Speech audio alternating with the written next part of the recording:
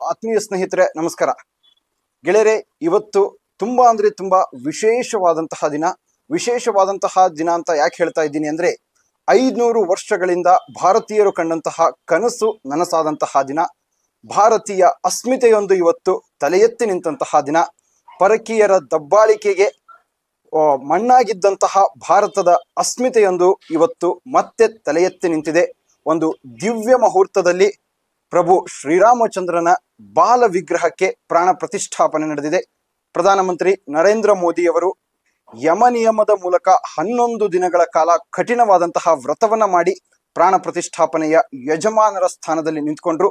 ಒಟ್ಟಾರೆಯಾಗಿ 84 ಆ ಒಂದು ಸೆಕೆಂಡುಗಳ ಕಾಲ ಪ್ರಾಣ ಪ್ರತಿಷ್ಠಾಪನೆ ನಡೆಯಿತು.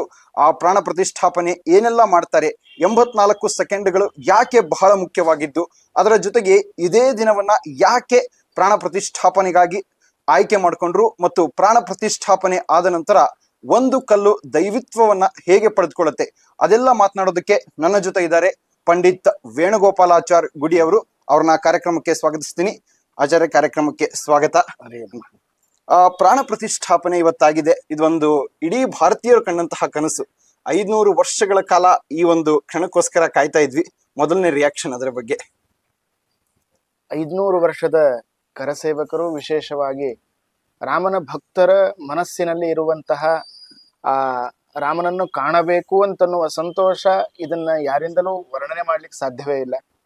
ನಾವು ಪ್ರಧಾನ ಮೋದಿಯವರ ಬಾಯಿಂದಲೇ ಬರುವಾಗ ಅವರೇ ಮೊಟ್ಟ ಮೊದಲು ಹೇಳಿದ್ರು, ನನಗೆ ಮಾತನಾಡ್ಲಿಕ್ಕೆ ಶಬ್ದವೇ ಬರ್ತಾ ಇಲ್ಲ, ಕಂಠ ಗದ್ಗದವಾಗ್ತಾ ಇದೆ ಅಂತ ಅವರು ತಮ್ಮ ಭಾಷೆಯಲ್ಲಿ ಹೇಳಿದರು. ರಾಮನನ್ನ ವಿಶೇಷವಾಗಿ ದೈವ ಭಕ್ತರು ಅದನ್ನ ಕಣ್ಣಿನಿಂದ ಕಾಣಬೇಕೆ, ಕಣ್ಣಿನಲ್ಲಿ ನೀರು ಸುರಿಸಬೇಕೇ ವಿನಃ ಶಬ್ದಗಳಿಂದ ವರ್ಣನೆ ಮಾಡಲು ಶಬ್ದವೇ ಇಲ್ಲ. ವಿಶೇಷವಾಗಿ ಇವತ್ತಿನ ಕಾಲ ಅತ್ಯಂತ ಅದ್ಭುತವಾಗಿರುವಂತಹದ್ದು. ರಾಮ ಎಂದು ಬರ್ತಾನೋ, ದಾಸರಾಯರು ಒಂದು ಕಡೆಗೆ ಹೇಳ್ತಾರೆ, ಇಂದಿನ ದಿನವೇ ಶುಭದಿನವು, ಇಂದಿನ ವಾರ ಶುಭವಾರ, ಇಂದಿನ ಯೋಗ ಶುಭ ಯೋಗ, ಇಂದಿನ ಕರ್ಣ ಶುಭ ಕರ್ಣ. ಎಲ್ಲಕ್ಕಿಂತಲೂ ಮುಖ್ಯವಾಗಿ ಮುಹೂರ್ತವೂ ಚೆನ್ನಾಗಿದೆ. ಅದಕ್ಕಿಂತಲೂ ರಾಮ ಅಲ್ಲಿ ಬಂದು ನೆಲೆಸ್ತಾ ಇದ್ದಾನೆ ಅಂತಾರೆ, ಅದಕ್ಕಿಂತಲೂ ಚಲೋ ಮುಹೂರ್ತ ಮತ್ತೊಂದು ಬೇರೆ ಯಾವುದೂ ಇಲ್ಲೇ ಇಲ್ಲ. ಪ್ರಾಣ ಪ್ರತಿಷ್ಠಾಪನೆ ಬಗ್ಗೆ ಪ್ರಧಾನವಾಗಿ ತಿಳಿದುಕೊಳ್ಳಬೇಕಾಗಿರುವಂತಹದ್ದು ನಾವು ಅಂಶ ಏನಂತಂದ್ರೆ, ನಾವು ದೈವ ಭಕ್ತರು. ಎಂದೆಂದಿಗೂ ಕೂಡ ಗಿಡ ಅದೊಂದು ದೈವ ಆಗುವುದಿಲ್ಲ, ಕಲ್ಲು ದೈವ ಆಗುವುದಿಲ್ಲ, ದೇವರಾಗುವುದಿಲ್ಲ. ಗಿಡದಲ್ಲಿ ದೇವರು, ಕಲ್ಲಿನಲ್ಲಿ ದೇವರು ಬರ್ತಾರೆ. ಕಲ್ಲು ತಂದು ಮೂರ್ತಿಯನ್ನ ಕೂಡಿಸಿದ ಮಾತ್ರಕ್ಕೆ ರಾಮ ಅಲ್ಲಿ ಬರುತ್ತಾನೆ ಇಲ್ಲಂತನ್ನೋದಲ್ಲ. ರಾಮ ಬರಬೇಕಾದ್ರೆ ನಾವು ಅವನಿಗೆ ಮಂತ್ರ ಪುರಸ್ಸರವಾಗಿ ಅವನಿಗೆ ಆವಾಹನೆಯನ್ನು ಮಾಡಬೇಕು. ಅದೇ ಪ್ರಾಣ ಪ್ರತಿಷ್ಠಾಪನೆ. ಇವತ್ತು ಪ್ರಾಣ ಪ್ರತಿಷ್ಠಾಪನೆ ಸಹಜವಾದ ಆಡುವ ಭಾಷೆಯಲ್ಲಿ ಮಾತನ್ನು ಹೇಳುವುದಾದ್ರೆ ಜೀವ ತಂದುವನ್ನು ಅಲ್ಲಿ ನೆಲೆಸುವುದು ಆಡುವಂತಹದ್ದು. ಆದ್ರೆ ಮನುಷ್ಯನಿಗೆ ಜೀವ ಹೋಯ್ತು ಅಂದ್ರೆ ಮತ್ತೆ ಬರೋದಿಲ್ಲ. ಆದ್ರೆ ಅಲ್ಲಿ ಜೀವ ಅಲ್ಲ, ದೇವರೇ ಬಂದು ನೆಲೆಸ್ತಾನೆ. ದೇವರಿಗೆ ಆ ಶಕ್ತಿ ಇದ್ದದ್ದಕ್ಕಾಗಿ ನಮ್ಮ ಭಕ್ತಿ, ನಮ್ಮ ಕೂಗು ಕೇಳುತ್ತಾನೆ. ಆದ್ರೆ ಮಂತ್ರ ಪುರಸ್ಸರವಾಗಿ ಅವನನ್ನ ಕೂಗಿ ಕರೆದಾಗ ಅಲ್ಲಿ ಬಂದು ನೆಲೆಸ್ತಾನೆ. ಅದರಿಂದಾಗಿ ಪ್ರಾಣ ಪ್ರತಿಷ್ಠಾಪನೆ ವಿಧಾನದಲ್ಲಿ ಮಂತ್ರಗಳನ್ನ ಲೈವ್ ಅಲ್ಲಿ ಇದ್ದದ್ದಕ್ಕಾಗಿ ಕೇಳಲಿಕ್ಕೆ ಸಿಗುತ್ತೆ. ಆ ಮಂತ್ರಗಳನ್ನು ಹೇಳ್ತಾ ಇರಬೇಕಾದಾಗ ಏನು ಪ್ರಾಣ ಪ್ರತಿಷ್ಠಾನ, ದೇವರು ಆ ಮೂರ್ತಿಯ ಕಣ್ಣಿನಲ್ಲಿ ತನ್ನ ಕಣ್ಣುಗಳನ್ನಿರ್ಲಿ, ದೇವರು ತನ್ನ ಆ ಮೂರ್ತಿಯ ಮುಖದಲ್ಲಿ ದೇವರು ತನ್ನ ಮುಖವನ್ನಿಡ್ಲಿ, ದೇವರು ಆ ರಾಮದೇವರ ಕೈಕಾಲುಗಳಲ್ಲಿ ದೇವರು ತನ್ನ ಅವಯವಗಳನ್ನ ಕೈಕಾಲುಗಳನ್ನ ತಂದು ಸನ್ನಿಧಾನವನ್ನು ಇಡಲಿ ಅಂತನ್ನುವಂತಹ ವಿಶೇಷವಾದ ಪ್ರಾರ್ಥನೆ. ಆ ಪ್ರಾರ್ಥನೆಯಿಂದ ಮಂತ್ರ ಪುರಸ್ಸರವಾಗಿ ನಾವು ಹೇಗೆಂದರೆ ಇದನ್ನ ಕರೆಯುವಂತಹದ್ದು ಬೇರೆ ಯಾರನ್ನೂ ಅಲ್ಲ, ಸಾಕ್ಷಾತ್ ಅಖಿಲಾಂಡ ಕೋಟಿ ಬ್ರಹ್ಮಾಂಡ ನಾಯಕ ಚತುರ್ಯುಗದಲ್ಲಿ ಪರಮಾತ್ಮ ಧರ್ಮವನ್ನು ಸ್ಥಾಪನೆ ಮಾಡ್ಲಿಕ್ಕೆ ಬಂದಿರತಕ್ಕಂತಹ ವ್ಯಕ್ತಿ. ವಿಶೇಷವಾಗಿ ಮನುಷ್ಯನಿಗೆ ಮಾನವೀಯತೆ ಗುಣಗಳನ್ನ ಕಲಿಸುವುದಕ್ಕಾಗಿ ಬಂದ ವ್ಯಕ್ತಿ. ಯಾಕಂದ್ರೆ ದೇವರ ನಾನಾ ಅವತಾರಗಳಿದೆ, ಇದೆ. ಆದರೆ ಮತ್ಸ್ಯಕೂರ್ಮಗಳು ಇರಬಹುದು, ಪ್ರಾಣಿ ಅವತಾರವನ್ನು ನೆಲೆಸಿದ್ದಾದರೆ ಪರಶುರಾಮ ರೂಪ, ಹೆಗ್ರೀವ ರೂಪ, ವೇದವ್ಯಾಸದ ರೂಪ, ಹೀಗೆ ನಾನಾ ರೂಪಗಳಿದ್ದಾಗಲೂ ಕೂಡ ರಾಮನಿಗೆ ಯಾಕೋ ಅಷ್ಟು ಪ್ರಾಶಸ್ತ್ಯ ಅಂತಂದ್ರೆ, ರಾಮನಿಗೂ ಮನುಷ್ಯನಿಗೂ ಅತ್ಯಂತ ಆತ್ಮೀಯವಾದ ನಿಕಟ ಸಂಬಂಧ ಇದೆ. ಏನು ಹತ್ತಿರದ ಸಂಬಂಧ ಅಂದ್ರೆ, ಮನುಷ್ಯ ಜೀವನವನ್ನ ಹೇಗೆ ಸಾಗಿಸಬೇಕು ಅಂತನ್ನುವುದನ್ನ ಮನುಷ್ಯನಾಗಿ ಅವತಾರ ಮಾಡಿ ಕಲಿಸಿಕೊಟ್ಟ ವ್ಯಕ್ತಿ ರಾಮನಾದದ್ದಕ್ಕಾಗಿ ರಾಮನಿಗೂ ಮನುಷ್ಯನಿಗೂ ಅತ್ಯಂತ ಅಷ್ಟು ನಿಕಟವಾದ ಸಂಬಂಧ. ಹೀಗಾಗಿ ಆ ರಾಮನನ್ನ ಅಷ್ಟು ಆದರ ಗೌರವದಿಂದ ನಾವು ಭಜಿಸ್ತೇವೆ, ಪೂಜೆಯನ್ನು ಮಾಡ್ತೇವೆ. ನೀವು ಹೇಳ್ತಾ ಇದ್ರಿ ರಾಮ ಮತ್ತು ಮನುಷ್ಯನಿಗೆ ಇರುವಂತಹ ಆ ಒಂದು ನಿಕಟವಾದಂತಹ ಸಂಬಂಧದ ಬಗ್ಗೆ ನನಗೂ ಅನ್ಸತ್ತೆ. ಏನಂದ್ರೆ ರಾಮಚಂದ್ರ ಒಬ್ಬ ಆದರ್ಶ ಪುರುಷನ ನಾವು ನೋಡಬೇಕು. ಕೇವಲ ದೇವರು ಅಂತ ನಾವು ರಾಮನನ್ನ ಆರಾಧಿಸೋದಲ್ಲ, ರಾಮನಲ್ಲಿ ಇರುವಂತಹ ಆದರ್ಶ ಗುಣಗಳನ್ನ ನಾವು ನಮ್ಮ ಜೀವನದಲ್ಲಿ ನಡೆಸ್ಕೊಂಡು ಹೋಗ್ಬೇಕು. ಅದಕ್ಕಾಗಿ ರಾಮನನ್ನ ನಾವು ಭಜಿಸಬೇಕು, ರಾಮನನ್ನ ನಾವು ಆರಾಧಿಸಬೇಕು ಅಂತ ಒಂದು ಕಡೆ ನಾನು ಕೇಳಿದ್ದೆ.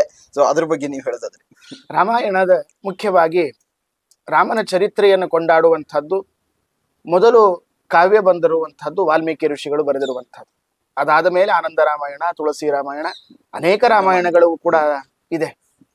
ಪ್ರಧಾನವಾಗಿ ಒಂದು ಧರ್ಮ ಅಂತ ನೋಡುವುದು ಒಂದು ಭಾಗ, ಧರ್ಮ ಅಂತನೋ ಚೌಕಟ್ಟಿನಲ್ಲಿ ನೋಡುವಕ್ಕಿಂತಲೂ ಕೂಡ ಮನುಷ್ಯನಲ್ಲಿ ಮಾನವೀಯತೆ ಗುಣಗಳು ಏನಿದೆ ಅದನ್ನು ನೋಡಬೇಕಾದದ್ದು ಅತಿ ಮಹತ್ವದ್ದು. ರಾಮನನ್ನು ದೇವರು ಅಂತನ್ನುವ ಭಾಗ ಸತ್ಯ. ಪ್ರಧಾನ ಮೋದಿಯವರೇ ಹೇಳಿದರು ತಮ್ಮ ಭಾಷಣದಲ್ಲಿ, ಅವನು ಅನಾದಿ ನಿತ್ಯ ಎಂದೆಂದಿಗೂ ಕೂಡ ವಿರಾಜಮಾನನಾಗಿದ್ದಾನೆ, ಅವನು ಸತ್ಯ, ಪ್ರಶ್ನೆನೇ ಇಲ್ಲ. ಆದರೆ ದೇವರು ಅಂತನ್ನುವ ಭಾಗ ಒಂದನ್ನು ಮಾತ್ರ ಪಕ್ಕದಲ್ಲಿಟ್ಟು ನೋಡಿದಾಗ ಮನುಷ್ಯನು ಜೀವನದಲ್ಲಿ ಯಾವುದೆಲ್ಲ ಅಳವಡಿಸಿಕೊಳ್ಳಿಕ್ ಸಾಧ್ಯ ಇದೆಯೋ ಅದನ್ನ ತನ್ನ ಜೀವನದಲ್ಲಿ ನಡೆದು ತೋರಿಸಿದ್ದಾನೆ ರಾಮ. ಅವನು ನಡೆದಂತೆ ನಾವು ನಡೆಯಬೇಕು. ಅದರ ಒಂದು ನಾಣ್ಣುಡಿ, ಒಂದು ವಿಶೇಷವಾಗಿ ಮಹಾಭಾರತ ಮತ್ತು ರಾಮಾಯಣದ ಎರಡನ್ನೂ ನೋಡ್ಲಿಕ್ಕೆ ಹೊರಟ್ರೆ ರಾಮ ಮಾಡಿದ್ದನ್ನು ಮಾಡಬೇಕು, ಕೃಷ್ಣ ಹೇಳಿದ್ದನ್ನು ಮಾಡಬೇಕು. ಕೃಷ್ಣ ಹೇಳಿದ್ದನ್ನು ಮಾಡ್ಲಿಕ್ಕೆ ಹೋಗ್ಬಾರ್ದು. ಅಲ್ಲ, ಕೃಷ್ಣ ಯಾವ್ದು ಹೇಳಿದ್ದಾನ ಅದನ್ನ ಮಾಡ್ಬೇಕು, ಕೃಷ್ಣ ಮಾಡಿದ್ದನ್ನು ಮಾಡ್ಲಿಕ್ಕೆ ಹೋಗ್ಬಾರ್ದು. ಕೃಷ್ಣ ಮಾಡಿದ್ದು 16,808 ಮದುವೆಯನ್ನು ಮಾಡಿಕೊಂಡ, ಅಷ್ಟು ಮದುವೆಯನ್ನು ಮಾಡಿಕೊಂಡಿರ್ತೇನೆ ಅಂತ ಅನ್ನೋದು ಜೀವನದಲ್ಲಿಯೂ ಅಸಾಧ್ಯ, ಅದು ಕಠಿಣಕರವಾಗಿರುವಂತಹದ್ದು. ಕೃಷ್ಣ ಪರಮಾತ್ಮ ಬಾಲಕನಿದ್ದಾಗ ಮನೆ ಹೋಗಿ ಬೆಣ್ಣೆ ಕದ್ದುಕೊಂಡು ಬಂದ. ಈಗ ನಾನು ಹಾಗೆ ಮಾಡ್ತೇನೆ ಅಂದ್ರೆ ಸಾಧ್ಯವಿಲ್ಲ. ಹೀಗಾಗಿ ಕೃಷ್ಣನ ಉಪದೇಶ ಕೊಟ್ಟದ್ದು ಗೀತೆಯಲ್ಲಿ ತನ್ನ ಉಪದೇಶವನ್ನು ಮಾಡಿದ, ಅದರ ಮುಖಾಂತರ ನನ್ನ ಜೀವನ ನಡೆಸಬೇಕು. ರಾಮ ಉಪದೇಶ ಮಾಡಲಿಲ್ಲ, ನಡೆದು ತೋರಿಸಿದ. ಆ ನಡೆದಂತೆ ನನ್ನ ನಡೆ ಇತ್ತು ಅಂತಂದ್ರೆ ಸಂಸಾರ ಸುಗಮ, ಅತ್ಯಂತ ಸುಂದರ. ಅದರಲ್ಲಿ ವಿಶೇಷವಾಗಿ ಒಂದೆರಡು ಗುಣಗಳನ್ನು ಮಾತ್ರ ನೋಡ್ಲಿಕ್ಕೆ ಹೊರಡು. ವಿಶೇಷವಾಗಿ ವಾಲ್ಮೀಕಿ ಋಷಿಗಳು ಬಹಳ ಸುಂದರವಾಗಿ ಮಾತನಾಡ್ತಾರೆ. ಪೂರ್ವ ಭಾಷೀಚ, ರಾಮನ ಬಗ್ಗೆ ಪರಿಚಯವನ್ನು ಮಾಡಿಕೊಡ್ಬೇಕಾದಾಗ ಮೊಟ್ಟ ಮೊದಲು ನಾನು ಹೋಗಿ ಮಾತನಾಡಬೇಕು. ಇವತ್ತಿನ ಸಮಾಜ ಹೇಗಿದೆ ಅಂದ್ರೆ, ಅವ್ರು ಬಂದಿದ್ದಾರಲ್ಲ, ಅವ್ರು ನನ್ನನ್ನು ಮಾತಾಡಿಸ್ಲಿ, ಮೊದಲು ನಾನು ಯಾಕೆ ಮಾತಾಡಿಸ್ಬೇಕು? ನಾನು ಒಬ್ಬ ದೊಡ್ಡ ಸ್ಥಾನದಲ್ಲಿ ಇರತಕ್ಕಂತಹ ವ್ಯಕ್ತಿ, ಅವರು ಬಂದು ನನಗೆ ಗೌರವ ಸೂಚನೆ ಮಾಡಿ ಮಾತನಾಡಿಸ್ಲಿ, ಆಮೇಲೆ ನಾನು ಮಾತನಾಡಿಸ್ತೇನೆ. ರಾಮನಲ್ಲಿ ಇದಿರಲಿಲ್ಲ. ರಾಮ ಚಕ್ರವರ್ತಿ, ಒಬ್ಬ ಸಾಮಂತ ರಾಜನಲ್ಲ. ಸಾಮಂತ ಅಂತಂದ್ರೆ ಸಣ್ಣ ಒಬ್ಬ MLA ಹೇಗಿರಬೇಕು ಹಾಗಲ್ಲ. ರಾಮ ಇಡೀ ವಿಶ್ವಕ್ಕೆ ರಾಜನಾಗಿರತಕ್ಕಂತಹ ವ್ಯಕ್ತಿ. ಅಷ್ಟು ದೊಡ್ಡ ಚಕ್ರವರ್ತಿಯಾಗಿದ್ದರೂ ಕೂಡ ಒಬ್ಬ ಸಾಮಾನ್ಯ ವ್ಯಕ್ತಿ ಬಂದರೂ ಕೂಡ ತಾನು ಮೊದಲು ಹೋಗಿ ಮಾತನಾಡಿಸುವುದು. ಇದು ಮನುಷ್ಯನಲ್ಲಿ ಇರಬೇಕಾದ ಸಹಜವಾದ ಅತ್ಯಂತ ಅಪರೂಪದ ಗುಣ. ವಾಲ್ಮೀಕಿ ಋಷಿಗಳು ಮತ್ತೊಂದು ಮಾತನ್ನು ಹೇಳುತ್ತಾರೆ, ನನ್ನವರು ಅಂತ ನೀನು ಎಲ್ಲರನ್ನು ಭಾವಿಸು, ನನ್ನವರು ಅಂತ ಎಲ್ಲರನ್ನು ಪ್ರೀತಿಸು. ಎರಡು ಮಹತ್ವದ ಮಾತು. ಹೀಗಾಗಿ ರಾಮ ಒಂದು ಪಂಗಡಕ್ಕೆ ಸೇರಿದ ವ್ಯಕ್ತಿ ಅಲ್ಲ, ರಾಮ ವಿಶ್ವಕ್ಕೆ ಸೇರಿದ ವ್ಯಕ್ತಿ. ರಾಮ ಎಲ್ಲ ಪಂಗಡದವರಿಗೂ ಸೇರಿದ ವ್ಯಕ್ತಿ. ಆದ್ರೆ ನೋಡುವ ದೃಷ್ಟಿಕೋನ ನಮ್ದು ಚೆನ್ನಾಗಿದ್ರೆ ಸಾಕು. ರಾಮ ನನಗೂ ರಾಮನಾಗ್ತಾನೆ, ನಿಮಗೂ ರಾಮ ಆಗ್ತಾನೆ. ಆದ್ರೆ ರಾಮ ನನ್ನವನಲ್ಲ ಅಂದ್ರೆ ನನ್ನವನಲ್ಲ ಆಗ್ತಾನೆ. ಅದರಿಂದಾಗಿ ವಾಲ್ಮೀಕಿ ಋಷಿಗಳು ಒಂದು ಸಣ್ಣ ಮಾತನ್ನು ಹೇಳ್ತಾರೆ, ಸ್ವಜನಸ್ಯ ಚ ರಕ್ಷಿತ ಅಂತನ್ನುವ ಮಾತು. ಈ ಮಾತಿನ ಅಭಿಪ್ರಾಯ ಏನಂತಂದ್ರೆ, ನನ್ನವರನ್ನು ನಾನು ರಕ್ಷಣೆ ಮಾಡ್ತೇನೆ. ರಾಮ ಹೊರತು ನನ್ನ ಪಂಗಡದವರನ್ನು ರಕ್ಷಣೆ ಮಾಡ್ತಾನೆ ಅಲ್ಲಿಲ್ಲ, ನನ್ನವರನ್ನು ನಾನು ರಕ್ಷಣೆ ಮಾಡ್ತೇನೆ. ನನ್ನವರು ಅಂದ್ರೆ ಯಾರಿಲ್ಲಿ? ಯಾರು ಪ್ರಾಮಾಣಿಕತೆ, ಮಾನವೀಯತೆ, ಮೌಲ್ಯವನ್ನ ತಿಳಿದುಕೊಂಡ ವ್ಯಕ್ತಿ, ಧರ್ಮವನ್ನು ನಂಬಿದ ವ್ಯಕ್ತಿ, ಅತ್ಯಂತ ಸತ್ಯವನ್ನು ಮಾತನಾಡುವ ವ್ಯಕ್ತಿ, ಅವನು ಎಂಥವನೇ ಇದ್ದರೂ ಅವನೆಲ್ಲ ನನ್ನ. ಇದು ರಾಮನಲ್ಲಿ ಕಾಣುವಂತಹ ಅನೇಕ ಗುಣಗಳಿದೆ. ಅದರಲ್ಲಿ ಒಂದೆರಡು ಗುಣಗಳನ್ನು ನಾವು ಕಂಡಿದ್ದೇವೆ. ಇವತ್ತು ಪ್ರಾಣ ಪ್ರತಿಷ್ಠಾಪನೆ ಆಗಿದೆ. ಪ್ರಾಣ ಪ್ರತಿಷ್ಠಾಪನೆ ಆಗುವುದಕ್ಕೂ ಮೊದಲು ಒಂದು ಕಲ್ಲನ್ನ ಸೆಲೆಕ್ಟ್ ಮಾಡ್ತಾರೆ. ಈ ಒಂದು ಕಲ್ಲು ದೇವರ ಮೂರ್ತಿ ಆಗಲಿಕ್ಕೆ ಯೋಗ್ಯವಾಗಿದೆ ಅಂತ. ಸೊ ಆದ್ಮೇಲೆ ಏನೆಲ್ಲ ಹಂತಗಳಿರ್ತವೆ, ಏನೆಲ್ಲ ಪ್ರೊಸೆಸ್ಗಳಿರ್ತವೆ? ಶಿಲ್ಪಶಾಸ್ತ್ರದಲ್ಲಿ ಒಂದು ಪ್ರತಿಮೆಯನ್ನು ಮಾಡ್ತಾ ಇರಬೇಕಾದಾಗ ಅನೇಕ ವಿಧಿವಿಧಾನಗಳನ್ನು ಹೇಳ್ತಾರೆ. ವಿಶೇಷವಾಗಿ ಶಿಲ್ಪಶಾಸ್ತ್ರದಲ್ಲಿ ನಾನಾ ಅಮೃತ ಶಿಲಾ ಇದೆ, ಜೊತೆಗೆ ಸಾಲಿಗ್ರಾಮ ಶಿಲಾ ಅತ್ಯಂತ ಶ್ರೇಷ್ಠವಾಗಿರುವಂಥದ್ದು. ಸಾಲಿಗ್ರಾಮ ಶಿಲೆಯಲ್ಲಿ ಪರಮಾತ್ಮನನ್ನ ಸದಾಕಾಲ ಸನ್ನಿಧಾನ ಇರುತ್ತೆ ಅಂತ ಶಾಸ್ತ್ರದ ಮಾತು ಇದೆ. ಆ ನಿಟ್ಟಿನಲ್ಲಿ ಮಾಡ್ತಾ ಇರಬೇಕಾದಾಗ ಹಾಗೆ ಅದನ್ನ ಪ್ರತಿಮೆಯನ್ನು ತಂದಿಟ್ಟು ಪ್ರತಿಮೆಯನ್ನು ಕೆತ್ತೋದಲ್ಲ. ಪ್ರತಿಮೆ ಆ ಯಾವ ಕಲ್ಲನ್ನು ನಾವು ಆಯ್ಕೆ ಮಾಡ್ತಾ ಇರ್ತೇವೆ, ಮೊದಲು ಆ ಕಲ್ಲಿಗೆ ಪೂಜೆಯನ್ನು ಮಾಡಬೇಕಾಗಿರುವಂತಹದ್ದು. ಅಷ್ಟೇ ಅಲ್ಲದೇನೆ ಕಲ್ಲನ್ನ ಕೆತ್ತುವ ಶಿಲ್ಪಕಾರನಿಗೂ ಕೂಡ ಗೌರವ ಸೂಚನೆ ಮಾಡಿ ನನಗೆ ಯಾವ ತರಹದ ದೇವರು ಬೇಕು ಅಂತನ್ನುವುದನ್ನ ಚಿತ್ರೀಕರಣ ಮಾಡಿದಾಗ ಶಿಲ್ಪಕಾರರು ಕೂಡ ಶಿಲ್ಪಶಾಸ್ತ್ರಕ್ಕನುಗುಣವಾಗಿ ನನ್ನ ಮನಸ್ಸಿಗೆ ಬಂದಿದೆ ಅಂತ ಮಾತ್ರಕ್ಕೆ ಹೇಗೆ ಬೇಗ ಹಾಕ್ಯತ್ತೇನೆ ಅಂತ ಅನ್ಲಿಕ್ಕೆ ಬರೋದಿಲ್ಲ. ಶಿಲ್ಪಶಾಸ್ತ್ರದಲ್ಲಿಯೂ ಚಿಕ್ಕ 5 ವರ್ಷ 6 ವರ್ಷದ ಬಾಲಕನ ಮೂರ್ತಿ ಹೇಗಿರಬೇಕು ಹೇಳಿದೆ. 25 ವರ್ಷದ ಯುವಕನ ಮೂರ್ತಿ ಹೇಗಿರಬೇಕು ಅದಕ್ಕೆ ಸೂಚನೆ ಕೊಟ್ಟಿದೆ. 40-75 ವರ್ಷದ ವೃದ್ಧನಾಗಿರತಕ್ಕಂತಹ ವ್ಯಕ್ತಿಯ ಒಂದು ಪ್ರತಿಮೆ ಹೇಗಿರಬೇಕು, ಹೇಗೆ ಕೆತ್ತಬೇಕು ಮಾರ್ಗದರ್ಶನ ಮಾಡಿದೆ. ಅದಕ್ಕನುಗುಣವಾಗಿ ಶಿಲ್ಪಶಾಸ್ತ್ರಕ್ಕನುಗುಣವಾಗಿ ಅದರ ಕೆತ್ತನೆಯಾಗಬೇಕು. ಕೆತ್ತನೆಯಾಗಬೇಕಾದ್ರೂ ಶಿಲ್ಪಕಾರನಿಗೂ ವಿನಯದಿಂದ ಪ್ರಾರ್ಥನೆ ಮಾಡಿಕೊಂಡು ನನ್ನ ಮನಸ್ಸಿಗೆ ಹೇಗೆ ನನ್ನ ಮನಸ್ಸು ತೃಪ್ತಿ ಪಡುವುದು ಒಂದು, ಜೊತೆಗೆ ಶಿಲ್ಪಶಾಸ್ತ್ರವೂ ಸೇರಬೇಕು ಎರಡನೇತ್ತು. ಎರಡನ್ನೂ ಸೇರಿಸಿ ಕೆತ್ತಬೇಕು. ಹೀಗಾಗಿ ಭಾರತ ದೇಶದಲ್ಲಿ ಇದನ್ನು ನಾವು ಕಂಡಿದ್ದೇವೆ. 3 ಶಿಲ್ಪಕಾರರಿಗೆ ಅದನ್ನು ಆಯ್ಕೆ ಮಾಡಿಕೊಂಡಿದ್ರು. ಅದರಲ್ಲಿ ಯಾವುದು ಅದು ಲಕ್ ಅಂತ ಒಂದಂತೇವೆ, ಲಕ್ ಅಲ್ಲ, ಇದು ರಾಮನ ದಯೆ ಯಾರ ಮೇಲೆ ಇದೆ ಅದು ತಾನು ಆರಿಸಿಕೊಂಡದ್ದು. ಕೆಲವೊಂದು ಹೇಗಿದೆ ಅಂತಂದ್ರೆ ಮನುಷ್ಯ ಪ್ರಯತ್ನವನ್ನು ನಾನು ಮಾಡ್ತೇನೆ, ಆದ್ರೆ ದೈವ ಕಣ್ಣು ತೆಗೆಯುತ್ತೆ. ಹಾಗೆ ಒಬ್ಬ ಶಿಲ್ಪಕಾರನ ಮೇಲೆ ರಾಮನ ದಯೆ ಪರಿಪೂರ್ಣವಾಗಿ ಇತ್ತು ಅನ್ಮೇತ್ರ ಇನ್ನಿಬ್ಬರ ಶಿಲ್ಪಕಾರರು ಸರಿಯಾಗಿ ಇಲ್ಲ ಅಂತನ್ನೋ ಮನೋಭಾವನೆ ಅಲ್ಲ. ಅವರದು ಕೂಡ ಸಾಧನೆ ಪೂರ್ಣ ಆಗಬೇಕು, ಪುಣ್ಯ ಪೂರ್ಣ ಆಗಬೇಕು. ಅದರ ಹಿನ್ನೆಲೆ ನಾವು ತಿಳಿದುಕೊಳ್ಳಬೇಕಾದದ್ದು ಇನ್ನೂ ತುಂಬಾ ಇದೆ. ಅದನ್ನ ಆರಿಸಿಕೊಂಡಾದ ಮೇಲೆ ಶಿಲ್ಪವನ್ನು ಕೆತ್ತಿ ಮುಗಿಸಬೇಕು. ಕೆತ್ತಿ ಮುಗಿಸಿ ಆದ ಮೇಲೆ ಗೌರವಪೂರ್ವಕವಾಗಿ ಈ ಶಿಲ್ಪಕಾರನ ಮನೆಯಲ್ಲೇ ಇರುವಾಗ ಅಲ್ಲನ್ನ ಗೌರವ ಮಾಡಿ ಅಲ್ಲೇ ಸಂಕ್ಷೇಪವಾಗಿ ಅದಕ್ಕೆ ಮಾಲೆಯನ್ನ ಅಭಿಷೇಕವನ್ನ ಮಾಡಿ ಪಂಚಗವ್ಯದ ಅಭಿಷೇಕ ಹಾಗೂ ಪಂಚಾಮೃತದ ಅಭಿಷೇಕವನ್ನ ಮಾಡಿ ಆ ಶಿಲ್ಪ ಇನ್ನೂ ದೇವರ ಪ್ರತಿಷ್ಠಾಪನೆ ಆಗಿರೋದಿಲ್ಲ. ದೇವರು ಆವಾಹನೆ ಈ ಶಿಲ್ಪದಲ್ಲಿ ಮಾಡ್ತೇವೆ ಅಂತನ್ನೋದಕ್ಕೇನೆ ಆಗಲೇನೆ ಭಕ್ತಿ ಭಾವದಿಂದ ಅದಕ್ಕೆ ಸಂಕ್ಷೇಪವಾದ ಪೂಜೆಯನ್ನು ಮಾಡಿ ಗೌರವ ಪುರಸ್ಸರವಾಗಿ ಅದನ್ನ ಎಲ್ಲಿ ಪ್ರತಿಷ್ಠಾಪನೆಯನ್ನು ಮಾಡ್ತೀವಿ ಅಲ್ಲಿ ತರಬೇಕು. ಪ್ರತಿಷ್ಠಾಪನೆ ಮಾಡುವ ಸ್ಥಳಕ್ಕೆ ಬಂದಾದ ಮೇಲೆ ಅಧಿವಾಸಗಳು ಅಂತ ಇರ್ತದೆ. ವಾಸ ಅಂದ್ರೆ ಇರುವಿಕೆ, ಅಧಿವಾಸ ಅಂದ್ರೆ ಅದನ್ನು ಮುಚ್ಚಿ ಇಡಬೇಕು. ಅದನ್ನ ವಿಶೇಷವಾಗಿ ಹಾಲಿನಲ್ಲಿ, ಮೊಸರಿನಲ್ಲಿ, ನೀರಿನಲ್ಲಿ, ಧಾನ್ಯದಲ್ಲಿ, ಕೊನೆಗೆ ಬಟ್ಟೆಯಲ್ಲಿ, ಹೀಗಾಗಿ ಕಾಣದೇ ಇದ್ದಂತೆ ಅದನ್ನು ಮುಚ್ಚಿ ಇಡಬೇಕಾಗಿರುವಂತಹದ್ದು ಶಾಸ್ತ್ರೋಕ್ತ ವಿಧಾನ. ಇದನ್ನು ವಿಶೇಷವಾಗಿ ಅಲ್ಲಿಯ ಟ್ರಸ್ಟಿನ ಎಲ್ಲ ಮುಖ್ಯಸ್ಥರು ಕೂಡ, ಅದರಲ್ಲಿ ಟ್ರಸ್ಟಿನಲ್ಲಿಯೂ ಕೂಡ ವಿಶೇಷವಾಗಿ ಅನೇಕ ಶಾಸ್ತ್ರ ಪರಿಣತರು ಇದ್ದಾರೆ, ಅನೇಕ ಯತಿಗಳೂ ಇದ್ದಾರೆ. ಹೆಮ್ಮೆಯಿಂದ ಹೇಳಿಕೊಳ್ಳಬೇಕಾದರೆ ನಮ್ಮ ಪೇಜಾವರ ಶ್ರೀಗಳವರು ಇದ್ದಾರೆ. ಅದನ್ನೆಲ್ಲ ನೇತೃತ್ವ ವಹಿಸಿ ಅದನ್ನು ಶಾಸ್ತ್ರೋಕ್ತವಾಗಿ ಎಲ್ಲವನ್ನೂ ಕೂಡ ನೆರವೇರಿಸಿ ಇಡುವ ಎಲ್ಲಿ ದೇವರ ಪ್ರತಿಮೆಯನ್ನು ಇಡಿಸ್ತಾ ಇರ್ತಾರೋ ಆ ತೆಳಗಿನ ಭಾಗದಲ್ಲಿಯೂ ಕೂಡ ಕೆಲವು ಯಂತ್ರಗಳನ್ನು ಹಾಕಬೇಕು ಅಂತ ಶಾಸ್ತ್ರದ ವಿಧಾನ. ಅದಕ್ಕನುಗುಣವಾಗಿ ಅಲ್ಲಿ ತೆಳಗಡೆ ಯಂತ್ರವನ್ನಿಟ್ಟು ಪ್ರತಿಮೆಯನ್ನ ಇಡಬೇಕು. ಪ್ರತಿಮೆಯನ್ನಿಟ್ಟಾದ ಮೇಲೆ ದೇವರು ಬರ್ತಾನೆ ಅಂತಲ್ಲ, ಅದಕ್ಕೆ ಶಾಸ್ತ್ರೋಕ್ತವಾಗಿ ನನ್ನ ಭಾಷೆಯಲ್ಲಿ ನನಗೆ ಕರೆದ್ರೆ ಅರ್ಥ ಆಗತ್ತೆ. ಆದ್ರೆ ದೈವ ಭಾಷೆ, ದೇವರ ಭಾಷೆ ಅಂದ್ರೆ ಅದು ಪುರಾಣ ಭಾಷೆಗಳೇ, ಸಂಸ್ಕೃತ ಭಾಷೆಯ ದೇವರ ಭಾಷೆ. ಹೀಗಾಗಿ ದೇವರ ಭಾಷೆಯಿಂದಲೇನೆ ಅವ ನನಗೆ ಮಂತ್ರ ಪುರಸ್ಸರವಾಗಿ ಕೇವಲ ದೇವರನ್ನ ಮಾತ್ರ ಒಬ್ಬನೇ ಬರೀತಾನೆ ಅಂದ್ರೆ ಕರಿತೇನೆ ಅಂದ್ರೆ ಅವನೊಬ್ಬನೇ ಬರೋದಿಲ್ಲ. ನಾನಿವತ್ತು ಉಪನಯನ ನನ್ನ ಮನೆಯಲ್ಲಿ ನನ್ನ ಮಗನ ಉಪನಯನ ಮಾಡ್ತೇನೆ, ಮನೆಗೆ ಬಂದು ನೀವು ಮಾತ್ರ ಬನ್ನಿ ಅಂತ ಹೇಳ್ತೀವ? ಇಲ್ಲ, ನಿಮ್ಮ ಪರಿವಾರ ಸಹಿತರಾಗಿ ಬನ್ನಿ ಅಂತ ಹೇಳ್ತೀವಲ್ಲ. ಹಾಗೆ ದೇವರನ್ನು ಕರಿತಾ ಇರಬೇಕಾದಾಗ ದೇವರ ಪರಿವಾರದವರೆಲ್ಲರೂ ಕೂಡ ಬರ್ತಾರೆ. ಅದರ ಪರಿವಾರದವರು ಯಾರು ಕಣ್ಣಿಗೆ ಕಾಣೋದಿಲ್ಲ, ರಾಮ ಮಾತ್ರ ಮೂರ್ತಿವಂತನಾಗಿ ಕಾಣ್ತಾನೆ. ಅವನ ಸುತ್ತಮುತ್ತಲೂ ಕೂಡ ಆವರಣ ದೇವತೆಗಳನ್ನ ಪ್ರಾಯ ಆ ಆವಾಹನೆ ಮಾಡುವ ಆ ಲೈವನ್ನು ನೋಡ್ತಾ ಇರಬೇಕು. ಅನೇಕ ಇಷ್ಟು ಸಮಯ ಅಂತ ನಿಗದಿತ ಸಮಯ, ಅದರಲ್ಲಿ ಪ್ರಧಾನವಾಗಿ ಪ್ರಾಣ ಪ್ರತಿಷ್ಠಾಪನೆ ಆಗುವುದು. ಅದ್ರ ಹಿಂದೆ ಮುಂದಿನ ಕಾಲದಲ್ಲಿಯೂ ಕೂಡ ಪೇಜಾವರ ಶ್ರೀಗಳವರು ದರ್ಭೆಯ ಕಟ್ಟನ್ನು ಹಿಡಿದುಕೊಂಡು ಅನೇಕ ಏನೇನೋ ಮಂತ್ರಗಳನ್ನು ಹೇಳ್ತಾ ಇದ್ರು. ಅದು ಏನು ಅಂದ್ರೆ ಸುತ್ತಲೂ ನೆಲೆಸಿರುವಂತಹ ಆವರಣ ದೇವತೆಗಳ ಆವಾಹನೆ. ರಾಮ ನೀನೊಬ್ಬನೇ ಬರುವುದು ಬೇಡ, ಸೀತ ಸಹಿತನಾಗಿ ಬಾ, ಲಕ್ಷ್ಮಣ ಸಹಿತನಾಗಿ ಬಾ, ಭರತ ಸಹಿತನಾಗಿ ಬಾ, ಜೊತೆಗೆ ನಿನ್ನ ಪ್ರಧಾನ ಸೇವಕನಾಗಿರತಕ್ಕಂತಹ ಮಾರುತಿ ಹನುಮಂತನ ಸಹಿತನಾಗಿ ಬಾ. ಆ ಪ್ರಾರ್ಥನೆ ಎಲ್ಲ ಇರುತ್ತೆ. ಅದಕ್ಕೆ ಮಂತ್ರ ಪುರಸ್ಸರವಾಗಿ ಆಹ್ವಾನ ಮಾಡುವಂತಹ ಕ್ರಮ ತುಂಬಾ ವಿಸ್ತಾರವಾಗಿದೆ. ಸಮಯ ಇಲ್ಲದೆ ಇದ್ದಕ್ಕಾಗಿ ಅತಿ ಸಂಕ್ಷೇಪವಾಗಿ ಇದರ ವಿವರಣೆಯನ್ನ ನಾವು ತಿಳಿದುಕೊಂಡಿದ್ದೇವೆ. ಹೀಗೆ ಮಂತ್ರ ಪುರಸ್ಸರವಾಗಿ ನಮ್ಮಲ್ಲಿ ಮತ್ತೊಂದು ಸ್ಪಷ್ಟವಾಗಿ ಹೇಳುವುದಾದ್ರೆ, ಕಲ್ಲು ದೇವರಲ್ಲ, ಕಲ್ಲಿನಲ್ಲಿ ದೇವರ ಆವಾಹನೆಯನ್ನ ಮಾಡಬೇಕಾಗಿರುವಂತಹದ್ದು ಪ್ರಧಾನ ಕಾರ್ಯ. ಅದು ಈ ಶುಭ ಮುಹೂರ್ತದಲ್ಲಿ ನಮಗೆ ಇವತ್ತು ನೆರವೇರಿದೆ ಅಂತ ನಾನು ಹೇಳಲಿಕ್ಕೆ ಇಷ್ಟಪಡ್ತೇನೆ. ಕೊನೆಯದಾಗಿ ಇನ್ನೊಂದು ಪ್ರಶ್ನೆ.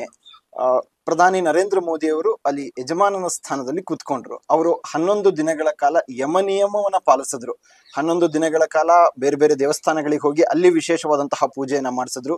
ಆನಂತರ ಅವರು ಚಾಪೆಯ ಮೇಲೆ ಮಲಗುತ್ತಾ ಇದ್ರು. ಆನಂತರ ಅವರು ಉಪವಾಸ ಇದ್ರು. ಸೊ ಈ ನಿಯಮಗಳು ಯಾಕೆ ಮಾಡಬೇಕು ಏನಂತ, ಅದು ಯಜಮಾನನ ಸ್ಥಾನ ಅಂದ್ರೆ ಏನು? ಮುಖ್ಯವಾಗಿ ಸಿಂಪಲ್ ಆಗಿ ಹೇಳೋದಾದ್ರೆ ಸಿಂಪಲ್ ಆಗಿ ಹೇಳೋದಾದ್ರೆ ಯಜಮಾನ ಅಂದ್ರೆ ಅದು ಅವನು ನಿಂತು ಪ್ರಧಾನವಾಗಿ ನಿಂತು ಮಾಡುವ ಕಾರ್ಯಗಳೆಲ್ಲವೂ ಕೂಡ ಯಜಮಾನ ಅಥವಾ ದೀಕ್ಷೆ ಅಂತ ಕರಿತೇವೆ. ದೀಕ್ಷಾಬದ್ಧರಾಗಿರತಕ್ಕಂಥವರು ನಮ್ಮ ಪ್ರಧಾನ ರಾಜರು ಇವತ್ತವ ಮಾಡಿದ್ದಾರೆ. ಏನೂ ಇಲ್ಲ, ಮನೆಯಲ್ಲಿ ನನ್ನ ಚಿಕ್ಕ ಮಗನಾಗಿರತಕ್ಕಂತಹ ಒಬ್ಬ ಮಗನ ಉಪನಯನವನ್ನು ಮಾಡ್ತೇವೆ ಅಂತಂದ್ರೆ ಶಾಸ್ತ್ರದಲ್ಲಿ ಅನೇಕ ನಿಯಮಗಳನ್ನು ಹೇಳುತ್ತೆ. 24,000 ಗಾಯತ್ರಿಯನ್ನು ಮಾಡಿದರೇನೆ ನಿಮಗೆ ನಿಮ್ಮ ಮಗನ ಉಪನಯನವನ್ನು ಮಾಡುವುದಕ್ಕೆ ನಿಮಗೆ ಅಧಿಕಾರ ಬರುತ್ತೆ, ಇಲ್ಲಿದ್ರೆ ಬರೋದಿಲ್ಲ ಅಂತ ಹೇಳಿ. ಮಾಡದೇ ಇದ್ರೆ ಏನಾಗತ್ತೆ ಅಂದ್ರೆ, ಅದನ್ನ ಮಾಡದೆ ನನ್ನ ಮಗನಿಗೆ ನಾನು ಉಪನಯನವನ್ನು ಮಾಡಿದರೆ ಉಪನಯನ ಮಾಡುವುದರಿಂದ ಆಗಬೇಕಾದ ಲಾಭಗಳೇನಿದೆ ನೋಡಿ, ಪರಿಪೂರ್ಣ ಲಾಭ ಆಗುವುದಿಲ್ಲ. ಒಂದು ಆ ನಿಟ್ಟಿನಲ್ಲಿ ನೋಡುವುದಾದರೆ ಪ್ರಧಾನಿ ನರೇಂದ್ರ ಮೋದಿಯವರು ವಿಶೇಷವಾಗಿ ವೃತ ನಿಯಮಗಳನ್ನು ಅನುಷ್ಠಾನವನ್ನು ಮಾಡಿದ್ದಕ್ಕೆ 2. ನಾನು ವಿಶೇಷ ರಾಮದೇವರನ್ನ ಪ್ರತಿಷ್ಠಾಪನೆ ಮಾಡ್ತಾ ಇರಬೇಕಾದ್ರೆ ನನ್ನನ್ನು ನಾನು ಶುದ್ಧಿ ಮಾಡಿಕೊಳ್ಳಬೇಕು. ಅಂದ್ರೆ ಇಷ್ಟು ದಿನದ ಹಿಂದೆ ಅವರು ಶುದ್ಧಿಯಿಂದ ವರ್ತನೆ ಮಾಡ್ತಾ ಇದ್ರಂತಲ್ಲ, ಅನೇಕ ಕಡೆಗೆ ನೋಡ್ಬೇಕು, ಅವ್ರ ಆಹಾರ ಸ್ವೀಕಾರವನ್ನು ಮಾಡ್ಲಿಕ್ಕೆ ಹೊರಟಾಗಲು ಕೂಡ ನಿಯಮದಿಂದ ಇರ್ತಾ ಇದ್ರು. ಒಂದು ಕಡೆಗೆ ನೋಡ್ಲಿಕ್ಕೆ ಸಿಗುತ್ತೆ, ರಾತ್ರಿ ನಾನು ಏನು ತಗೊಳ್ಳೋದಿಲ್ಲ, ಬೆಳಗಿನ ಜಾವ ಮಾತ್ರ ಅಷ್ಟೇ ತಗೋತೇನೆ, ಶುದ್ಧ ಸಸ್ಯಾಹಾರಿಯನ್ನು ಮಾತ್ರ ನಾನು ಸ್ವೀಕಾರ ಮಾಡ್ತೇನೆ. ಈ ತರಹದ ಶುದ್ಧಿ ಇದ್ದರೂ ಕೂಡ ಒಂದು ವ್ರತವನ್ನು ಅನುಷ್ಠಾನ ಮಾಡಬೇಕಾದಾಗ ಅನೇಕ ದೀಕ್ಷಾಬದ್ಧನಾಗಿ ತಾನು ಶುದ್ಧನಾಗಬೇಕಾಗಿರುವಂತಹದ್ದು ಮಹತ್ವದ ಒಂದು ಸಂಕೇತ. ಅದಕ್ಕಾಗಿ ಕೇವಲ ನಾನು ಶುದ್ಧನಾಗಬೇಕು ಅಂದ್ರೆ ಮನೆಯಲ್ಲಿ ನಾನು ಸ್ನಾನವನ್ನು ಮಾಡಿದರೆ ಶುದ್ಧ ಆಗುವುದಿಲ್ಲ, ತೀರ್ಥಕ್ಷೇತ್ರಗಳಿಗೆ ಹೋಗಿ ಬರಬೇಕು. ಅದರಲ್ಲಿಯೂ ಕೂಡ ಅದನ್ನ 2 ಕ್ಷೇತ್ರಗಳ ಬಗ್ಗೆ ನಾನು ಹೇಳಲಿಕ್ಕೆ ಇಷ್ಟಪಡ್ತೇನೆ. ಒಂದು ಶ್ರೀರಂಗ, ಮತ್ತೊಂದು ರಾಮೇಶ್ವರ. ಇದೆರಡನ್ನ ಆರಿಸಿಕೊಳ್ಳುವುದಕ್ಕೆ ಕಾರಣ ಏನು ಅಂತಂತಂದ್ರೆ, ಅಲ್ಲಿ ರಾಮೇಶ್ವರದಲ್ಲಿ 22 ಭಾಮಿಗಳು, ತುಂಬಾ ದೊಡ್ಡದಾಗಿರತಕ್ಕಂತಹ ಕಥೆ ಇದೆ. ಮತ್ತು 2ನೇದ್ದು ಧನುಷ್ಕೋಟಿ. ಇದೆರಡು ಏನಿದೆ ನೋಡಿ, ಆ ಮನುಷ್ಯನನ್ನ ಪರಿಪೂರ್ಣ ಮಟ್ಟದಲ್ಲಿ ಶುದ್ಧ ಮಾಡುವಂತಹದ್ದು ಈ 22 ಭಾಮಿ ಧನುಷ್ಕೋಟಿ. ಧನುಷ್ಕೋಟದಲ್ಲಿ ಸ್ಕಂದ ಪುರಾಣ ಒಂದು ಮಾತು ಹೇಳುತ್ತೆ, ಸರ್ವತೀರ್ಥ ಸನ್ನಿಧಾನ ಧನುಷ್ಕೋಟಿಯಲ್ಲಿದೆ ಅಂತ ಹೇಳಿ. ಎಲ್ಲ ಜೀವನದಲ್ಲಿ ಮಾಡಿದ ಎಲ್ಲ ಪಾಪಗಳನ್ನು ಕೂಡ 22 ಭಾಮಿಯಲ್ಲಿ ಸ್ನಾನವನ್ನು ಮಾಡಿ ತಾನು ಶುದ್ಧನಾಗಿಕೊಂಡು ಬಂದು ನಾವು ರಾಮನ ಪ್ರತಿಷ್ಠೆಗೆ ಸಿದ್ಧರಾಗೋಣ ಅಂತ ಒಂದನೇ ಕಾರಣ. 2ನೇದ್ದು ಇನ್ನೊಂದೇನು ಅಂತಂದ್ರೆ, ರಾಮನು ಮೆಟ್ಟಿ ಬಂದ ಸ್ಥಳ, ಮುಟ್ಟಿ ಬಂದ ಸ್ಥಳ, ಓಡಾಡಿದ ಸ್ಥಳ, ಅಂತಹ ಸ್ಥಳಕ್ಕೆ ಹೋಗಿ ಆ ಭೂಮಿಯ ಸ್ಪರ್ಶ ಆದರೂ ಸಾಕು, ನಮಗೇನೂ ಇಲ್ಲ. ನಮ್ಮ ಮನೆಯಲ್ಲಿ ನಮ್ಮ ತಾತ ಮುಟ್ಟಿ ಹೋದ ಒಂದು ಬಟ್ಟೆಯನ್ನು ನಾನು ಇಟ್ಟುಕೊಂಡು ನಮ್ಮ ತಾತ ಮುಟ್ಟಿದ್ದು ಅಂತ ಮುಟ್ಟಿ ನಾನು ಸಂತೋಷ ಪಡ್ತೇನೆ. ಅಂತಹದ್ದನ್ನ ರಾಮ, ಹನುಮಂತ ದೇವರು, ಲಕ್ಷ್ಮಣ ದೇವರು ಓಡಾಡಿ ವಾಸವಾಗಿರುವಂತಹ ಸ್ಥಳಕ್ಕೆ ಹೋಗಿ ಬಂದ್ರೆ ಅವರು ಪವಿತ್ರರಾಗದೆ ಇನ್ನೇನಾಗಬೇಕು. ಹೀಗಾಗಿ ತಾವು ಪರಿಶುದ್ಧ ಪವಿತ್ರರಾಗಿ, ಜೊತೆಗೆ ವಿಶೇಷವಾಗಿ ರಾಮನನ್ನ ಆರಾಧನೆ ಮಾಡುವವರು ಮಹರುದ್ರ ದೇವರು. ಶ್ರೀರಾಮ ರಾಮ ರಾಮೇತಿ ರಮೇ ರಾಮೇ ಮನೋರಮೆ ಸಹಸ್ರನಾಮ ತತ್ತುಲ್ಯಂ ರಾಮ ರಾಮ ವರಾನನೆ ಅಂತ ತಮ್ಮ ಮಡದಿಯಾದ ಪಾರ್ವತೀ ದೇವಿಗೆ ಉಪದೇಶ ಮಾಡಿರುವಂಥವರು ಮಹರುದ್ರ ದೇವರು. ಅವರಿಂದಲೂ ಪ್ರಾಯ ಅನುಮತಿಯನ್ನು ತೆಗೆದುಕೊಂಡು ನೀವೇ ಬಂದು ಅದನ್ನು ನಡೆಸಿಕೊಡಬೇಕು ಅಂತ ಪ್ರಾರ್ಥನೆಯನ್ನು ಮಾಡಿರುವ ಉದ್ದೇಶವೂ ಇರಬಹುದು. ಅಷ್ಟೇ ಅಲ್ಲದೇನೆ ಶ್ರೀರಂಗದ ಕ್ಷೇತ್ರಕ್ಕೆ ಹೋಗುವುದಕ್ಕೆ ಇನ್ನೊಂದು ಸೂಚನೆ. ಶ್ರೀರಂಗ ಕ್ಷೇತ್ರದಲ್ಲಿರುವಂತಹ ರಂಗನಾಥ ದೇವರು ಬೇರೆ ಎಲ್ಲಿಯೂ ಅಲ್ಲ, ರಾಮದೇವರ ಮನೆಯಲ್ಲಿ ಅದನ್ನು ಪೂಜೆಗೊಳ್ಳುವ ರಂಗನಾಥ ದೇವರು. ಯುದ್ಧ ಎಲ್ಲ ಮುಗಿದು ಹೋಗುತ್ತೆ. ಮುಗಿದಾದ ಮೇಲೆ ಅಯೋಧ್ಯಕ್ಕೆ ಬಂದು ರಾಮಚಂದ್ರ ದೇವರ ಪಟ್ಟಾಭಿಷೇಕ ಆಗತ್ತೆ.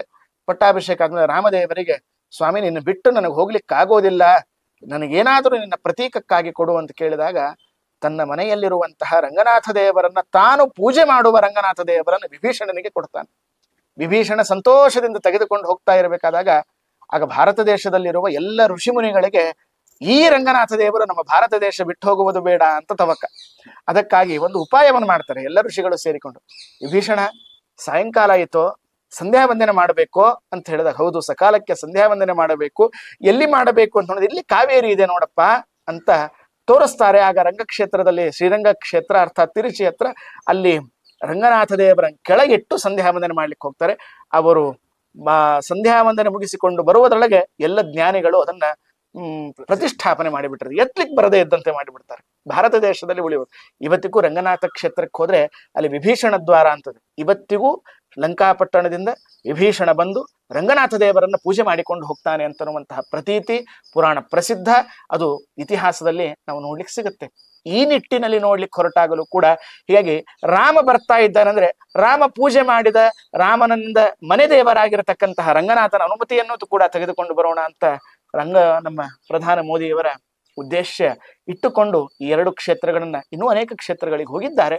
ಪ್ರಧಾನವಾಗಿ ಇವೆರಡು ಕ್ಷೇತ್ರಗಳನ್ನ ಹೋಗಿ ಒಂದು ಕಡೆಗೆ ತಮ್ಮ ರಾಮನದ ಪೂಜೆ ಮಾಡಿದ ದೇವರ ಅನುಮತಿ ಜೊತೆಗೆ ಕ್ಷೇತ್ರಕ್ಕೆ ಹೋಗಿ ರಾಮೇಶ್ವರಕ್ಕೆ ಹೋಗಿ ತಾವು ಶುದ್ಧಿಯನ್ನು ಮಾಡಿಕೊಂಡು ಒಂದು ಪ್ರತಿಷ್ಠಾಪನೆ ಮಾಡಿದ್ದಾರೆ. ಶುದ್ಧಿ ಅಂತನ್ನುವುದು ಬಹಳ, ಮನುಷ್ಯ ತಾನು ಎಷ್ಟು ಶುದ್ಧಿಯಿಂದ ಪ್ರತಿಷ್ಠಾಪನೆ ಮಾಡ್ತಾನೋ, ಪೂಜೆ ಮಾಡ್ತಾನೋ, ಅದು ಪರಿಪೂರ್ಣವಾದ ಕಾರ್ಯವನ್ನು ಸಿದ್ಧಗೊಳಿಸ್ತದೆ. ತಾನಂದುಕೊಂಡಂತೆ ಎಲ್ಲವೂ ಆಗತ್ತೆ. ಅರ್ಚಕಸ್ಯ ತಪೋಬಲಾತ್ ಅಂತ ಹೇಳುವುದ ಶಾಸ್ತ್ರದ ಮಾತು. ಅರ್ಚಕನ ಶುದ್ಧಿ ಪ್ರತಿಮೆಯಲ್ಲಿ ಶುದ್ಧಿ ಬರುತ್ತಂತೆ. ಅದರಿಂದಾಗಿ ನಮ್ಮ ರಾಜನವರು ಮೋದಿಯವರು ವಿಶೇಷವಾಗಿ ದೀಕ್ಷಾಬದ್ಧರಾಗಿ ಕೂತದ್ದು ಸರಿ ಇದೆ. ಯಾಕಂದ್ರೆ ರಾಜರಾದದ್ದಕ್ಕಾಗಿ ಅವರಿಗೆ ಅಧಿಕಾರ, ತಾವು ಪವಿತ್ರರಾಗಿ ಮಾಡಿದ್ದು ಅದು ಶಾಸ್ತ್ರವಿಹಿತ. ಅದಕ್ಕಾಗಿ ತಾವು ಶುದ್ಧರಾಗಿ ವಿಶೇಷವಾಗಿ ಆಹಾರವನ್ನು ಸ್ವೀಕಾರ ಮಾಡದೆ ಕೇವಲ ಎಳೆನೀರಿನಲ್ಲಿ ಮಾತ್ರ ವಾಸವಾಗಿದ್ದು ಆಶ್ಚರ್ಯ ಅನಿಸುತ್ತೆ. 70 ವರ್ಷದ ವೃದ್ಧರಾಗಿರತಕ್ಕಂಥವ್ರು 11 ದಿವಸ ನೀರಿನ ಮೇಲೆ ಇರ್ತಾರೆ ಅಂದ್ರೆ ಇದು ರಾಮದೇವರೇ ಅವರ ನಿಂತು ಮಾಡಿಸಿರುವಂತಹ ಕಾರ್ಯ. ಇದು ಮಾನವನಿಂದ ಆಗುವುದು ಅಸಾಧ್ಯವಾಗಿರುವಂತಹದ್ದು. ರಾಮನ ವಿಶಿಷ್ಟವಾದ ಅನುಗ್ರಹಕ್ಕೆ ಪಾತ್ರರಾಗಿದ್ದವರು ಅಂತನ್ನೋದನ್ನ ಅವರು ಹಿಂದಿನ ನಡೆದು ಬಂದ ದಾರಿಯನ್ನು ನೋಡಿದ್ರೆ ನಮಗೆ ಗೊತ್ತಾಗತ್ತೆ ಅಂತ ಅನ್ನೋದನ್ನ ಹೇಳಲಿಕ್ಕೆ ನಾನು ಇಷ್ಟಪಡ್ತೇನೆ. ಓಕೆ, ಧನ್ಯವಾದಗಳು. ಎಲ್ಲಾ ಮಾಹಿತಿಯನ್ನ ತಿಳಿಸ್ಕೊಟ್ರಿ. ಕೆಲವೊಬ್ರು ಹೇಳ್ತಾ ಇದ್ರು ಏನು ಅಂದ್ರೆ ಪ್ರಾಣ ಪ್ರತಿಷ್ಠಾಪನೆ ಅಂದ ತಕ್ಷಣ ಅಲ್ಲಿ ಏನ್ ಮಾಡ್ತಾರೆ ಏನು ಅನ್ನೋದು ಬಹಳಷ್ಟು ಜನರಿಗೆ ಗೊಂದಲ ಇತ್ತು. ಸೊ ಆ ಗೊಂದಲಗಳು ನಮ್ಮ ಚಾನಲ್ ಮುಖಾಂತರ ಒಂದಷ್ಟು ಜನರಿಗೆ ಅದ್ರ ಬಗ್ಗೆ ಕ್ಲಾರಿಟಿ ಸಿಕ್ತು ಅಂತ ಅನ್ಸುತ್ತೆ. ಸೊ ಧನ್ಯವಾದಗಳು ನೀವು ಬಂದು ಮಾತನಾಡಿದ್ದಕ್ಕೆ. ಗೆಳೆಯರೆ ನೋಡಿದ್ರಲ್ಲ, ಒಟ್ಟಾರೆಯಾಗಿ ಇವತ್ತು ನಡೆದಂತಹ ಕಾರ್ಯಕ್ರಮದ ಒಂದಷ್ಟು ಮಾಹಿತಿಯನ್ನ ಪಂಡಿತ್ ವೇಣುಗೋಪಾಲಾಚಾರ್ಯ ಗುಡಿ ಅವರು ನಮ್ಮ ಜೊತೆ ಹಂಚಿಕೊಂಡಿದ್ದಾರೆ. ಒಂದು ದೇವಸ್ಥಾನಕ್ಕೆ, ಆ ಒಂದು ದೇವಸ್ಥಾನದಲ್ಲಿರುವಂತಹ ವಿಗ್ರಹಕ್ಕೆ ಪ್ರಾಣ ಪ್ರತಿಷ್ಠಾಪನೆ ಅನ್ನೋದು ಎಷ್ಟು ಮುಖ್ಯ ಅನ್ನೋದನ್ನ ನಾವೀಗ ಅರ್ಥಕೊಂಡ್ವಿ. ಇವತ್ತು ಕೋಟ್ಯಾಂತರ ಭಾರತೀಯರು ಕಂಡಂತಹ ಕನಸು ನನಸಾಗಿದೆ. ಸಾಧ್ಯ ಆದ್ರೆ ನಾನು ಕೂಡ ಅಯೋಧ್ಯೆಗೆ ಮುಂದಿನ ದಿನಗಳಲ್ಲಿ, ಅಂದ್ರೆ ಕೆಲವು ದಿನಗಳಲ್ಲಿ ಹೋಗುವಂತಹ ಪ್ರಯತ್ನವನ್ನ ಮಾಡ್ತೀನಿ. ಅಯೋಧ್ಯೆಯಲ್ಲಿ ನಮ್ಮ ಪ್ರಭು ಶ್ರೀರಾಮಚಂದ್ರನ ಆ ಸುಂದರವಾದಂತಹ ಮೂರ್ತಿ ನಿಜಕ್ಕೂ ಕೂಡ ನಮ್ಗೆ ಬಹಳ ಆನಂದ ಭಾಷ್ಪ ಆ ಮೂರ್ತಿಯ ಬಗ್ಗೆ ಮಾತನಾಡ್ತಾ ಇದ್ದಾಗಲೇ ಬರುತ್ತೆ. ಅಷ್ಟು ಸುಂದರವಾದಂತಹ ಮೂರ್ತಿ ಇದೆ. ಆ ಮೂರ್ತಿಯನ್ನ ದರ್ಶನವನ್ನ ಮಾಡ್ತೀನಿ. ಸಾಧ್ಯವಾದ್ರೆ ನೀವು ಕೂಡ ಆ ಮೂರ್ತಿಯ ದರ್ಶನವನ್ನ ಮಾಡಿ. ಅದರ ಜೊತೆಗೆ ಕೊನೆಯದಾಗಿ ಹೊರಡೋಕ್ಕಿಂತ ಮುಂಚೆ ಒಬ್ಬ ವ್ಯಕ್ತಿಗೆ, ಅವರಿಗೂ ಕೂಡ ನಾನು ಧನ್ಯವಾದಗಳನ್ನ ಹೇಳಬೇಕು. ಅವರು ಬೇರೆ ಯಾರು ಅಲ್ಲ, ಅರುಣ್ ಯೋಗಿರಾಜ್ ಅವರು.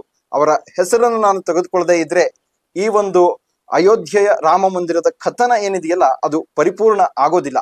ಅರುಣ್ ಯೋಗಿರಾಜ್ ಅವ್ರಿಗೂ ಕೂಡ ತುಂಬು ಹೃದಯದ ಧನ್ಯವಾದಗಳು. ಅದ್ಭುತವಾದಂತಹ ವಿಗ್ರಹವನ್ನ ನಮ್ಮ ದೇಶದ ಅಸ್ಮಿತೆಗೆ ಕೊಟ್ಟಿದ್ದಕ್ಕೆ ಅಂತ ಹೇಳ್ತಾ ಈ ವಿಡಿಯೋನ ಮುಗಿಸ್ತಾ ಏನಿ ಗೆಳೆಯರೆ. ಮುಂದಿನ ವಿಡಿಯೋದಲ್ಲಿ ಮತ್ತಷ್ಟು ಮಾಹಿತಿಗಳ ಜೊತೆಗೆ ಬರ್ತೀನಿ. ಅಲ್ಲಿವರೆಗೂ ಜೈ ಹಿಂದ್, ಜೈ ಕರ್ನಾಟಕ.